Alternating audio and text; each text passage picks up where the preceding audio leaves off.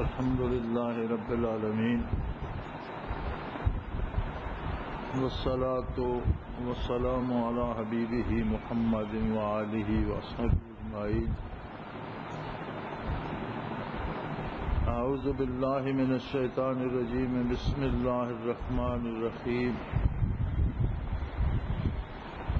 قل من یرزقکم من السماء والارض امن یملک السمع والابصار ومن يخرج الحي من الميت ومن يخرج الميت من الحي ومن يدبر الأمر فسيقولون الله فقل أفلا تتقون فذلكم الله ربكم الحق فماذا بعد الحق إلا الضلال فأنى تصرفون كذلك حقت كلمة ربك على الذين فسقوا أنهم لا يؤمنون۔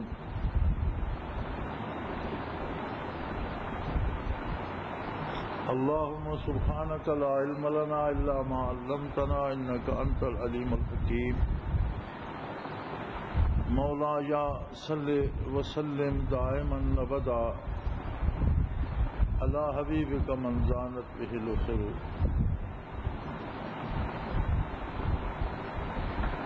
سارے دنیا میں ہر انسان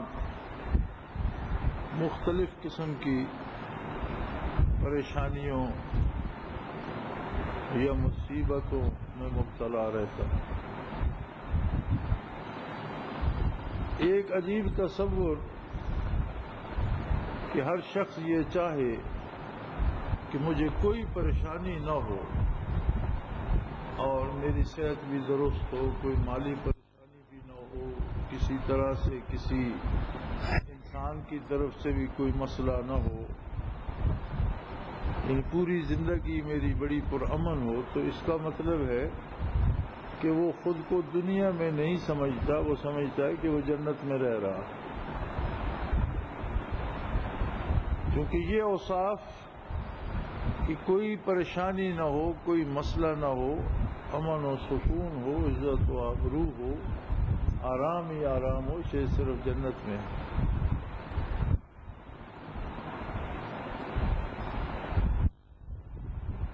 جب دنیا میں رہ رہا ہے تو دنیا کا طریقہ یہ ہے کہ اسے صحت و بیماری بھی آئے گی، اسے لوگوں کی طرف سے پریشان بھی ہونا پڑے گا، زندگی کے مسائل بھی اس کے سامنے آئیں گے، کبھی اپنوں کی طرف سے پریشانیاں آئیں گی اور کبھی بیگانوں کی طرف سے آئیں گی کہ یہ دار دنیا ہے اور یہ اس کی خصوصیت ہے۔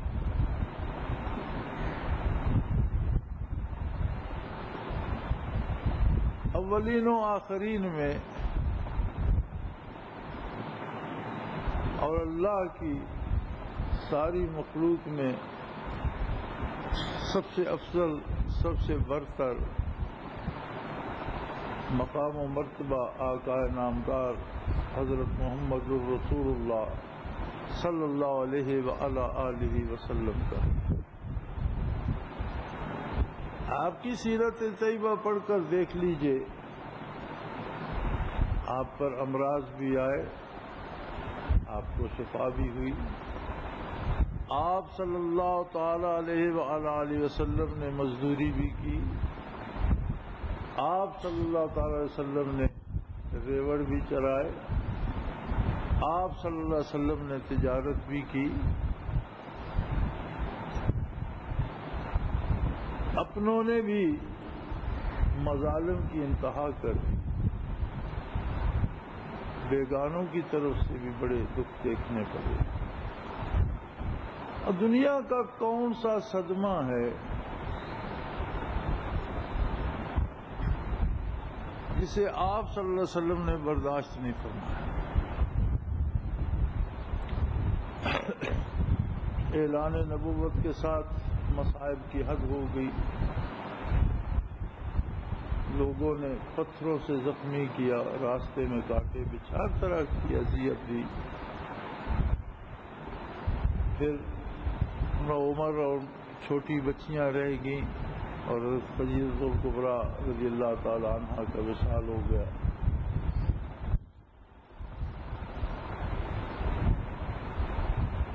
آپ کے چچا جو بہت آپ کی حمایت کرتے تھے دنیا سے رخصت ہو گئے۔ پھر آپ صلی اللہ تعالی وسلم کو ہجرت کرنا پڑی۔ مدینہ منورہ میں ریاست بنی تو یہود مدینہ نے کون کون سا دھوکہ نہیں کیا، کون کون سی ایذا نہیں دی۔ مشرکین عرب نے مدینہ منورہ پر کتنی دفعہ چڑھائی کی۔ پھر یہی نہیں کہ بزرگوں کی جدائی کا صدمہ آپ کو اللہ جل شانہ نے بیٹا عطا فرمایا اور آپ کی گود مبارک میں فوت ہوا۔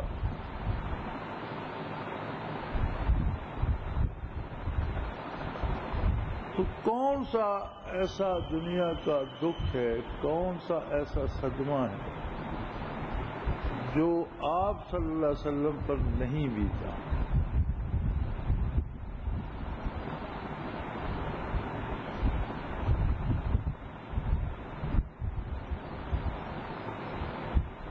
نبی کریم صلی اللہ تعالی وسلم نے ایک یہودی سے کچھ غلہ قرض لیا اور وہ جب مانگنے کے لیے آیا تو بڑی بدتمیزی سے پیش آیا۔ سیدنا فاروق اعظم رضی اللہ عنہ خدمت عالی میں حاضر تھے۔ آپ بڑے خفا ہوئے، ناراض ہوئے، اسے پکڑنے کو اٹھے تو نبی صلی اللہ علیہ وسلم نے منع فرمایا اور فرمایا یہ بات درست نہیں ہے عمر، تم اسے سمجھانا چاہیے تمہیں کہ تقاضا کرنے کا بھی ایک طریقہ ہوتا ہے، وہ تقاضا ضرور کرے لیکن ایک سلیقے سے کرے، اور مجھے بھی کہو کہ جب میں نے قرض لیا ہے اور وعدہ آ گیا تو میں اس کا قرض ادا کروں۔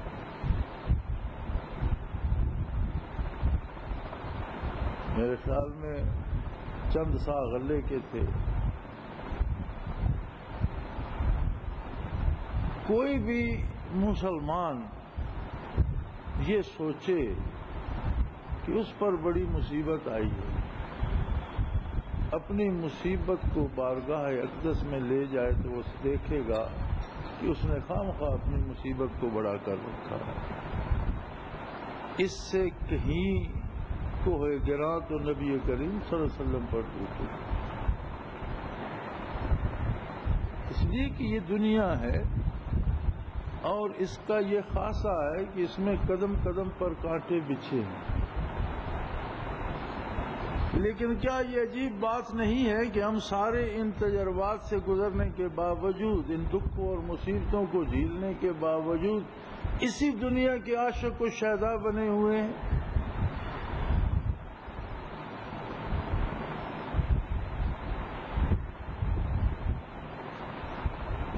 انسانی زندگی کے دو رخ ہیں، ایک یہ ہے جو اسے آقا نامدار حضرت محمد الرسول اللہ صلی اللہ علیہ وسلم نے عطا فرمایا، وہ رخ یہ ہے کہ آپ نے بندے کو اللہ جل شانہ کے روبرو کرے۔ ہر کلمہ گو کو یہ مقام و مرتبہ نصیب ہوا کہ وہ دست بستہ کھڑا ہو جائے بارگاہ الوہیت میں اور اپنی گزارشات پیش کرے، اپنے رب سے بات کرے، اپنے رب سے کلام کرے، اپنے رب سے اپنا دکھ سکھ کرے، اپنے پروردگار سے اپنی ضرورتیں بیان کرے، اپنے پروردگار سے امان چاہے، مصیبتوں سے نجات چاہے۔ جو کرنا چاہتا ہے بات وہ براہ راست اپنے رب العالمین سے کرے۔ دوسرا رخ زندگی کا یہ ہے کہ ہم دنیا میں رہتے ہوئے اپنے جیسے دوسرے بندوں کی پناہ چاہتے ہیں، اور اس طرح سے چاہتے ہیں کہ اللہ کی نافرمانی ہم کر لیتے ہیں، ان کی نافرمانی نہیں کرتے، ان کا حکم مانتے ہیں، کسی پہ چڑھاوے چڑھاتے ہیں، کسی کو نظر نیاز دیتے ہیں، کسی کی خوشامد کرتے ہیں۔ یہ زندگی کا دوسرا رخ ہے، اور ہر بندہ ان دو میں سے ایک رخ میں ہے۔ بعض لوگ ایسے ہیں کہ کبھی ادھر آ جاتے ہیں، کبھی پھر ادھر لڑک جاتے ہیں۔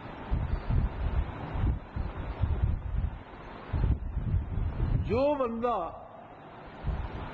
زندگی کا یہ رخ اپنا لیتا ہے کہ میرا پروردگار موجود ہے اور میرے نبی صلی اللہ علیہ وسلم نے میرا تعلق اور رشتہ میرے رب سے قائم کر دیا ہے، وہ میری ہر حال سے واقف ہے، ہر بات کو جانتا ہے اور ہر طرح میری مدد کرنے پہ قادر ہے، اسے ایک طرح سے اس دنیا میں بھی جنت کا سایہ نصیب ہو جاتا ہے۔ مصیبتیں آتی ہیں، پریشانیاں آتی ہیں، لیکن اس طرح سے وہ باعث تکلیف نہیں بنتی، کیونکہ وہ دیکھ رہا ہوتا ہے کہ جو رب العالمین جس نے بیماری بھیجی ہے وہ شفا دینے پہ بھی قادر ہے۔ کہیں کام رک گیا ہے تو وہ قادر ہے، اللہ کرے گا، چل بھی پڑے گا۔ اس کے پاس ایک بہت ہی مضبوط سہارا ہوتا ہے اللہ کے نام کا، جو اسے پریشان نہیں ہونے دیتا، ایک طرح سے جنت کا سایہ اس کے قلب پہ مترشح ہوتا ہے، جنتیوں جیسی زندگی اسے نصیب ہو جاتی ہے، اسے کوئی مسئلہ ہی نہیں ہوتا۔ پریشانیاں ہوتی ہیں، دشمنیاں ہوتی ہیں، ایذا کا سبب لوگ بنتے ہیں، لیکن اللہ کریم اسے ایسی سوچ، ایسی فکر اور ایسا اعتماد عطا کر دیتا ہے کہ اسی خارزار میں وہ آرام سے چلتا رہتا ہے۔ اور یہی بات اس آیہ کریمہ میں ارشاد فرمائی گئی، 11ویں پارے میں سورہ یونس کی یہ آیت ہے۔ فرمایا میرے حبیب ان سے پوچھئے، من یرزقکم من السماء، آسمانوں سے تم پر یا عالم بالا سے تم پر رزق کون اتارتا ہے؟ مثلا اوپر سے ایک صرف بارش ہی برستی ہے، اگر چندے رک جائے تو سارا رزق رک جاتا ہے۔ سورج کی شعاعیں حیات آفرین ہے، چاند کی روشنی حیات آفرین ہے، ایک ایک ستارے کی گردش حالات دنیا پہ اپنا اثر ڈالتی ہے، اور طرح طرح کے پھل پھول، جانور، آبی جانور، پرندے، درخت، بے شمار چیزیں ان کے ساتھ مربوط ہوتی ہیں جو پیدا ہوتی رہتی ہیں۔ اب اس سارے نظام پہ غور کرو تو کون ہے جو یہ سارا اہتمام کر رہا ہے؟ کون ہے جو ہر روز اپنے وقت پہ سورج کو نکالتا ہے، ایک خاص مقدار روشنی کی ہر جگہ پہنچاتا ہے، اس سے جو جو کام ہونے ہیں وہ کام اس سے دیتا ہے؟ کون ہے جو ہر قطرہ باران کو اس کی اس جگہ پہ اتارتا ہے جہاں اسے ہونا چاہیے تھا؟ کون ہے جو باد نسیم کو چلاتا ہے؟ کون ہے جو غلے اگاتا ہے؟ کون ہے جو پھل پیدا کرتا ہے، اس میں مٹھاس بھر؟ کون ہے ایسا؟ قل من یرزقکم من السماء والارض، آسمان سے اور زمین سے کون تمہارے لیے روزی پیدا کر رہا ہے؟ فرمایا جتنا بھی سوچیں گے، جتنا بھی سمجھیں گے، آخر اللہ ہی کا نام ہے۔ کسی چودھری، کسی وڈیرے، کسی وزیر، کسی شہنشاہ، کسی بندے، کسی فقیر، کسی کا نام نہیں ہے، کسی بت کا نام نہیں لے سکتے، بلکہ امن یملک السماء والابصار، آپ ان سے یہ پوچھئے یہ تمہیں قوت سماعت و بصارت، سننا اور دیکھنا، یہ کس نے دیا اور کس کی ملکیت ہے؟ کون چاہے تو اسی وقت لے لے، تمہارا نہیں ہے، کسی کا ہے، اس نے دے رکھا ہے، تم استعمال کر رہے، وہ لے لے تو لے لے۔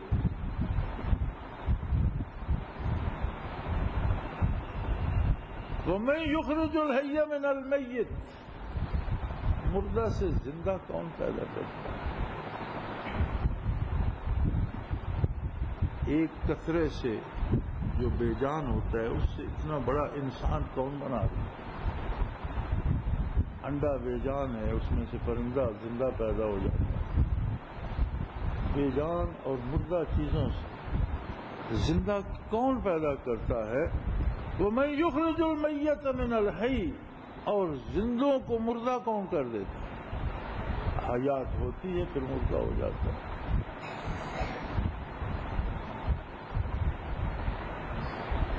وَمَن يُدَبِّرُ الْأَمْرَ، یہ سارا نظام اور اس کی تدبیر کون کرتا ہے؟ فَسَيَقُولُونَ اللَّهُ، فرمایا انسانی عقل کی یہ مجبوری ہے کہ جتنا سوچے گا بالآخر کہہ اٹھے گا کہ یہ صرف اللہ ہے۔ اللہ کے بغیر کسی کا نام اس کی زبان پہ نہیں آئے گا۔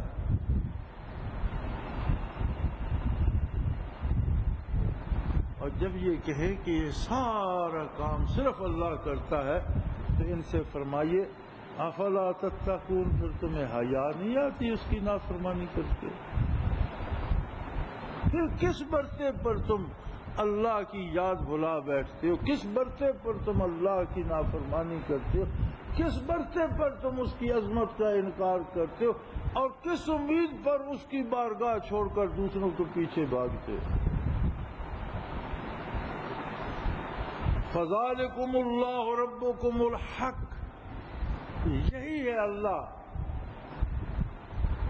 جو حق ہے تمہارا پروردگار، یعنی تمہیں پالنے والا۔ فَمَاذَا بَعْدَ الْحَقِّ إِلَّا الضَّلَالُ، اور حق کے باہر کیا ہوتا ہے؟ گمراہی۔ فَأَنَّا تُصْرَفُونَ، تم کہاں کھو گئے ہو، کہاں گم ہو گئے؟ اتنی سی بات تمہاری سمجھ میں نہیں آتی؟ كَذَلِكَ حَقَّتْ كَلِمَةُ رَبِّكَ عَلَى الَّذِينَ فَسَقُوا، وہ لوگ برائی کرتے ہیں، گناہ کرتے ہیں، جو لوگ زندگی کی غلط روش اپناتے ہیں اور اللہ کی دی ہوئی مہلت کو اس کی نافرمانیوں پہ ضائع کرتے ہیں، ان کے لیے اللہ نے دلیل کی تو حد کر دی، لیکن ان کی بد نصیبی یہ ہے کہ انہوں نے گناہ کر کر کے ایمان کی استعداد کھو دی، اپنے دل کو اتنا میلا کر لیا، اس قدر سیاہ کر لیا کہ اس میں ایمان لانے کی استعداد ہی نہیں رہی۔ انہم لا یؤمنون، اس لیے وہ ایمان نہیں لائیں گے۔ دلائل سنتے رہیں گے، باتیں سنتے رہیں گے، مانیں گے بھی کہ بات ٹھیک ہے، لیکن ایمان انہیں نصیب نہیں ہوگا۔ ایمان نصیب نہ ہونے کی بھی عجیب بات ہے کہ جب آیہ کریمہ نازل ہوئی ختم اللہ علی قلوبہم وعلی سمعہم وعلی ابصارہم غشاوہ ولہم عذاب عظیم، تو عرض کیا گیا کہ یا رسول اللہ، جب اللہ نے دلوں پر مہر کر دی، کانوں پہ مہر کر دی، آنکھوں کے سامنے پردے ڈال دیے، تو لوگ کیسے ایمان لا سکتے ہیں؟ پھر ان کو عذاب کیوں ہوگا؟ تو آپ صلی اللہ علیہ وسلم نے فرمایا عذاب اس لیے ہوگا کہ انہوں نے اپنے دلوں کو اتنا آلودہ کیا،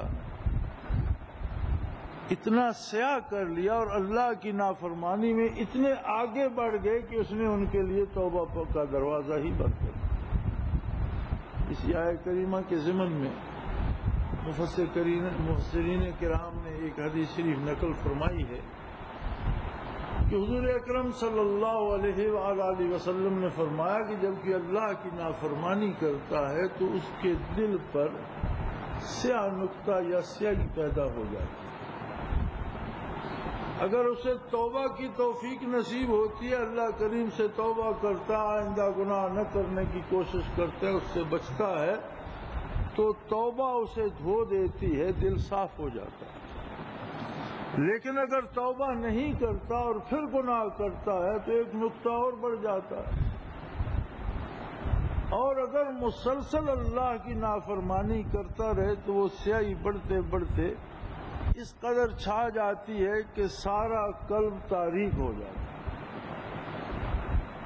اور اگر کوئی اتنی برائی کر لے، اتنا جرم اتنے جمع کر لے کہ اس کا قلب ہی تاریک ہو جائے، تو اللہ کریم ناراض ہو کر اس پر مہر کر دیتے ہیں کہ اب تم اس قابل نہیں ہو کہ تمہیں واپسی کی توفیق دی جائے، پھر وہ ہمیشہ کے لیے تباہ ہو جاتا ہے۔ تو یہ تباہی اس کے اپنے کردار کی لائی ہوئی ہوتی ہے۔ انسان کا مزاج بھی عجیب ہے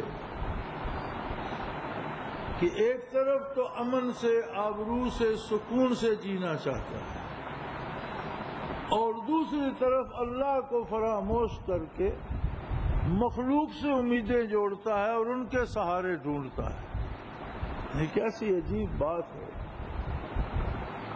کہ اگر امن سے رہنا چاہتا ہے تو اس کے لیے اللہ کی ذات کافی ہے، امن سے رہنا چاہتا ہے تو اس کا راستہ اللہ کے رسول صلی اللہ علیہ وسلم نے بتا دیا، امن سے رہنا چاہتا ہے تو اسے نصاب زندگی اللہ نے عطا کر دیا اور اللہ کے حبیب صلی اللہ علیہ وسلم نے پہنچا دیا، اللہ کی کتاب اس کے پاس ہے۔ ہمارا مزاج ایسا ہے کہ جب ہم بات کرتے ہیں یا جب ہم تقریر کرتے ہیں یا جب ہم نعرے لگانا چاہتے ہیں تو ہمارا مطالبہ یہ ہوتا ہے کہ پورے ملک پہ اسلام نافذ کیا جائے، تمام ضابطے اسلامی ہوں، عدلیہ اسلام کے مطابق ہو، انتظامیہ اسلام کے مطابق ہو، عام آدمی سے لے کر حکمران تک ہر ایک کو وہ حق نصیب ہو جو شریعت اسلامیہ اسے دیتی ہے، ہر ایک کے ساتھ عدل ہو۔ یہ ہمارا دعویٰ ہوتا ہے ملک بھر کے لیے، دنیا کے لیے۔ لیکن جب باری عمل کی آتی ہے تو اپنے ایک وجود کو ہم اسلام پہ قائم نہیں رکھتے۔ بڑی عجیب بات یہ ہے کہ جب ہم دعویٰ کرتے ہیں یا مطالبہ کرتے ہیں تو ہمارا مطالبہ تو ہوتا ہے کہ پورے ملک پہ اسلام نافذ کیا جائے، جب عمل کی باری آتی ہے تو ہم اپنے آپ پر اسلام کو نافذ نہیں کرتے، اپنے لیے رزق حلال کی پرواہ نہیں کرتے، بلکہ حلال حرام جدھر سے ملے سمیٹنے کی کوشش کرتے ہیں، اپنے آپ کو اللہ کے ساتھ وابستہ نہیں کرتے بلکہ پناہیں ڈھونڈتے رہتے ہیں اور کس کس کی پوجا کرتے ہیں، کس کس کو رشوت دیتے ہیں، کس کس کی منت کرتے ہیں۔ ہم اپنی زندگی کو دیکھیں تو کتنے لمحات ایسے ہیں جن پر ہم نے اللہ پہ بھروسہ کیا، اور کتنی زندگی ایسی ہے جس میں عظمت باری کو فراموش کر کے ہم قامت کوئیاں مارتے رہے۔ تو بہت مشکل ہے کہ ہمیں اپنی زندگی میں کوئی لمحہ ایسا بھی ملے کہ میں نے اللہ پہ بھروسہ کیا تھا اور میں کسی دوسرے دروازے پر نہیں جھکا۔ کتنا تضاد ہے ہماری زندگیوں میں۔ سید عطا اللہ شاہ بخاری رحمۃ اللہ تعالی علیہ بہت خوبصورت جملے ارشاد فرماتے تھے، اور ان کے جملے سونے کے پانی سے لکھے جانے کے قابل ہوتے۔ وہ فرماتے ہیں کہ لوگ زندگی تو فرعون کی جینا چاہتے ہیں، لوگ زندگی تو فرعون کی جینا چاہتے ہیں، موت موسیٰ علیہ السلام کی چاہتے ہیں کہ مرنے کے بعد ہمارے ساتھ وہ سلوک ہو جو موسیٰ علیہ السلام کے ساتھ ہوا، لیکن زندگی فرعون کی چاہتے ہیں کہ جو جی چاہے کریں اور کوئی ہمیں روکنے ٹوکنے والا نہ ہو۔ کتنی خوبصورت بات کہی شاہ صاحب نے، اللہ کی ان پہ کروڑوں رحمتیں ہوں، اور ایک جملے میں پوری زندگی کا خاکہ کھینچ دیا۔ ایک دفعہ فرمانے لگے، اس وقت متحدہ ہندوستان تھا اور ہندوستانی ایک قوم کا چرچا تھا، تو وہ فرمانے لگے یہ ہماری قوم جو ہے، پورے ہندوستان میں پھیلے ہوئے تھے مسلمان بھی، فرمایا ہماری قوم جو ہے یہ ڈنڈے والے کے آگے ہوتی ہے اور پیسے والے کے پیچھے۔ آپ آج بھی دیکھ لیں، اپنی قوم کا حال آج بھی دیکھ لیں، کوئی ڈنڈے والا آ جائے تو اس کے آگے آگے بھاگ رہے ہوتے ہیں، اور کوئی پیسے والا دیکھ لیں تو کتے کی طرح اس کے پیچھے تو ملا رہے ہیں۔ ان بزرگوں کی زندگی کے تجربات کا نچوڑ تھا، اور کتنی خوبصورت بات ارشاد فرما رہے کہ لوگ ایسے ہیں ڈنڈے والے کے آگے اور پیسے والے کے پیچھے، اور اگر اللہ سے رشتہ ہو تو ڈنڈے والے سے ڈرنے کی ضرورت پیش نہیں آتی، اور پیسے والے کے پیچھے بھاگنے کی ضرورت پیش نہیں آتی۔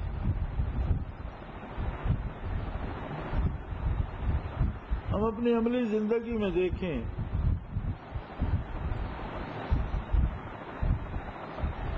تو علاقے میں اگر کوئی ایک چھوٹا سا پولیس افسر آ جاتا ہے، تھانے دار ہی،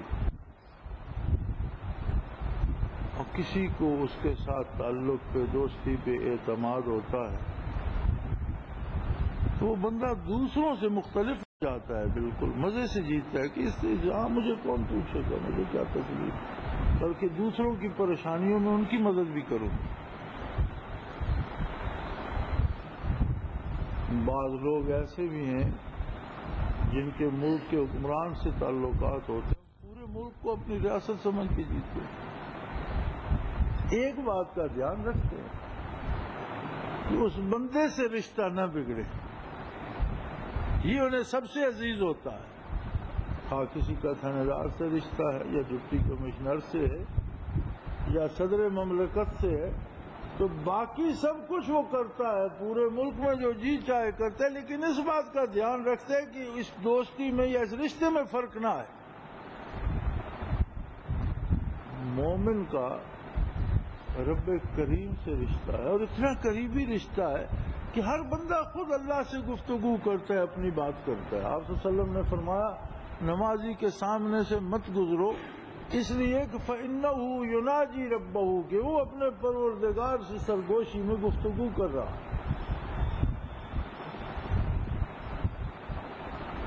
اب اگر واقعی ہمیں اس رشتے پہ اعتماد اور اعتبار ہو تو پھر تو دنیا میں کسی سے ڈرنے کی کوئی بات نہیں ہے، نہ کسی سے لالچ کرنے کی کوئی بات ہے۔ ہاں ایک بات کا دھیان رکھنا ضروری ہوگا کہ اس رشتے میں کوئی بال نہ آئے، باقی جو جی چاہے کرو، نہ کسی سے ڈرنے کی ضرورت ہے، نہ دبنے کی ضرورت ہے، نہ پریشان ہونے کی ضرورت ہے۔ جب اللہ ساتھ ہے تو کوئی کیا بگاڑ لے گا؟ لیکن ہر قدم پر یہ دھیان رکھنا ہوگا کہ میری کسی بات سے یا میرے کسی عمل سے اللہ کریم کے ساتھ جو میرا رشتہ ہے اس میں فرق، اس کی نافرمانی نہ کر بیٹھوں، یہ رشتہ ضائع نہ کر بیٹھوں، اور اسی کا نام اسلام ہے۔ اسی لیے اللہ کی یاد ہر قدم پر مومن کے ہمراہ ہے، اور اس کا ہر کام عبادت ہوتا ہے۔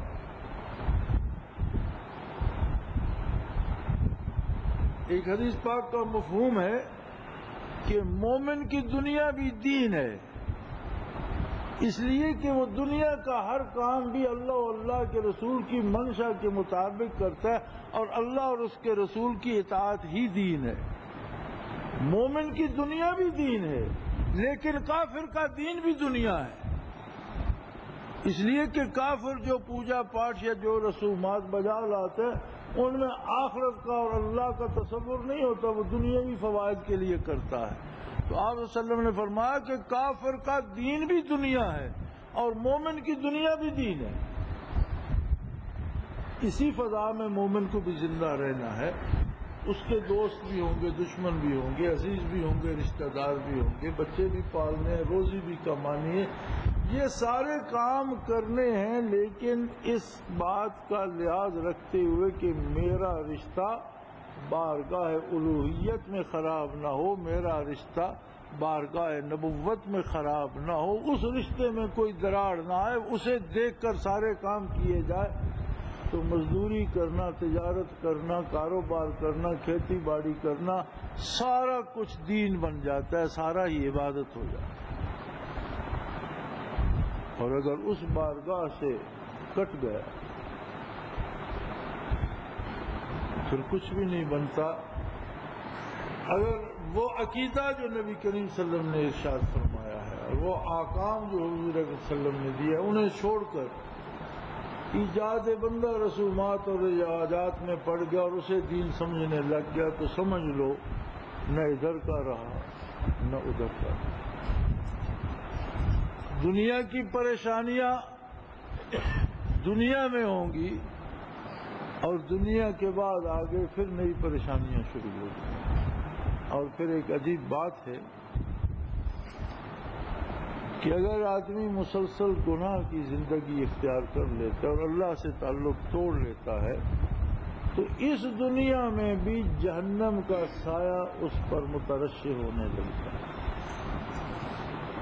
اس دنیا میں چونکہ یہ دنیا ایک سائے کی مانند ہے، وقتی ہے، عارضی ہے۔ جنت اور دوزخ مخلوق ہیں لیکن ہمیشہ رہنے والی ہیں، دائمی ہیں۔ یہ دنیا اس طرح سے ہے جس طرح ایک مکان کا سایہ ہو۔ جنت و دوزخ دو حقیقی مکان ہیں، دنیا اس کا سایہ ہے۔ اگر اللہ سے رشتہ ہے، اللہ کی یاد نصیب ہے، اللہ کے نام سے دل روشن ہے، کردار پر اللہ کی اطاعت کی چھاپ ہے، اعمال میں اتباع سنت نصیب ہے، تو وہ جنت کے سائے میں جیتا ہے اور ایک حد تک جنت کا سکون اسے نصیب ہے۔ اللہ سے رشتہ ٹوٹ گیا، نبی کریم صلی اللہ علیہ وسلم کی نافرمانی کرتا ہے اور گناہ کی زندگی، آلودہ زندگی اختیار کر لی تو خود کو جہنم کے سائے میں لے گیا۔ اسی لیے آپ دیکھتے ہیں کہ بدکاروں کے پاس اگر حکومت و سلطنت بھی ہو تو انہیں سکون کی نیند نہیں آتی۔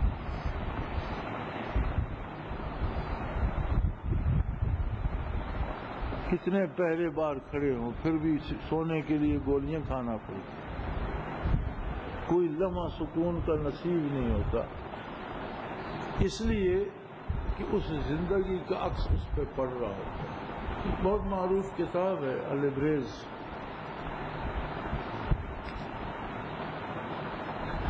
اس میں انہوں نے اپنے شیخ کے حالات و واقعات مصنف نے لکھے ہیں۔ ان کے شیخ اپنے وقت کے غوث تھے، جس شخص نے کتاب لکھی ہے وہ اپنے وقت میں کتب تھا اور ان کا شاگرد تھا، انہیں کے حالات لکھتا رہا۔ آخر میں جا کر بہت عجیب و غریب واقعات، لیکن بہت موٹی سی کتاب ہے، اس کا اردو ترجمہ بھی دستیاب ہے ہماری لائبریری میں، اصل کتاب عربی والی بھی ہے اور اردو ترجمہ۔ آخر میں وہ ایک عجیب واقعہ نقل کرتے، بہت سے ساری وہ عجائبات سے بھری ہوئی ہے۔ وہ فرماتے ہیں کہ میں نے حضرت شیخ سے کہا کہ ہمارے صوبے کا جو گورنر تھا بادشاہ نے اسے معزول کر دیا اور بڑا ظالم تھا، اللہ کا شکر ہے لوگوں کی جان چھوٹ گئی۔ تو شیخ فرمانے لگے یار وہ بحال ہو جائے گا۔ میں نے عرض کیا حضرت اس سے بادشاہ بڑا خفا ہوا ہے اور اسے بڑی بے عزت کر کے دربار سے نکالا ہے۔ انہوں نے فرمایا مجھے بادشاہ کا یہ پتہ نہیں ہے، لیکن میں دیکھ رہا ہوں کہ جہنم میں اس کے لیے جو عذاب اور سزائیں بن رہی تھیں اور جو اس کی تکلیف اور مصیبتیں بن رہی تھیں وہ رکی نہیں ہے، ان میں اضافہ ہو رہا ہے۔ اس کا مطلب ہے ابھی وہ بحال ہوگا اور ظلم کرے گا۔ انہوں نے یہ نہیں فرمایا کہ مجھے دربار سے پتہ چلا یا کسی دوست نے بتایا بادشاہ معاف کو، انہوں نے فرمایا میں یہ دیکھ رہا ہوں کہ جہنم میں اس کے لیے جو سزائیں بن رہی تھیں اور جو عذاب بن رہے تھے وہ رکے نہیں، وہ مسلسل بڑھ رہے۔ اس سے میں اندازہ کرتا ہوں کہ یہ پھر بحال ہو جائے گا اور یہ ابھی مزید لوگوں پہ ظلم کرے گا، کیونکہ اس کے مظالم کا نتیجہ وہاں نکل رہا ہے۔ پھر وہ لکھتے ہیں اور کہ تیسرے دن وہ بحال ہو۔ انسانی زندگی کا صاحب نظر سے پوچھیں، قرآن سے پوچھیں، حدیث پاک سے پوچھیں تو بہت مضبوط رشتہ آخرت کے ساتھ ہے۔ یا وہ جنت کے سائے میں زندہ رہتا ہے یا جہنم کی تپش میں۔ اب یہ بندے پر ہے، اللہ اتنا کریم ہے، وہ فرماتا ہے کہ ساری زندگی اگر گمراہی میں گزار دی، کسی لمحے خلوص دل سے توبہ کرے، میں اسے جنت کے سائے میں لے۔ اللہ کریم ہمیں صحیح عقائد، صحیح اعمال کی توفیق دے، جو کوتاہیاں کر چکے ہیں ان سے معاف رکھے، ایمان پہ زندگی اور ایمان پہ موت نصیب فرمائے۔ وآخر دعوانا الحمدللہ رب العالمین۔